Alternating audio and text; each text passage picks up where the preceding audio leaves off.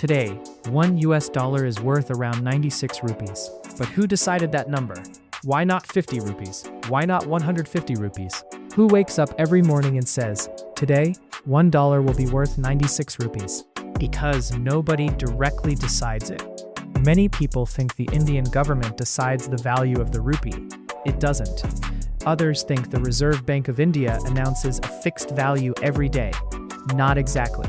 The value of the rupee is mainly determined by a giant global marketplace, where currencies are bought and sold every second, just like shares in a stock market.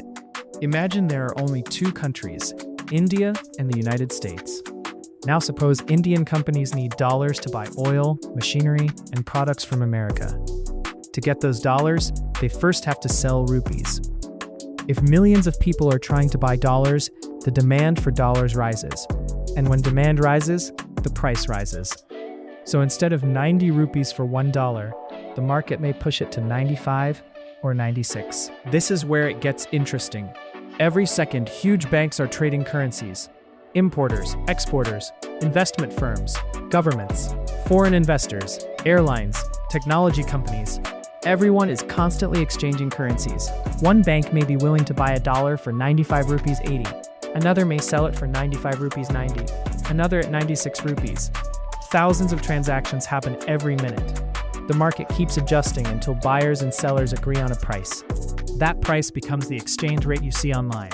Nobody invents that number. Financial websites, banks, and news channels simply display the latest market rate. The exchange rate is not a number chosen by a person. It is the result of millions of real transactions happening across the world. Think of it like the price of a stock. Nobody decides it. The US dollar is the world's most widely used currency. Countries hold dollar reserves. Oil is usually bought in dollars. International trade often happens in dollars. Because the entire world needs dollars, demand remains extremely high. That is one reason why the dollar is stronger than many other currencies. Now here's where the RBI comes in.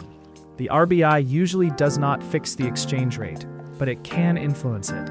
Suppose the rupee suddenly falls very quickly, maybe from 96 rupees to 105 rupees.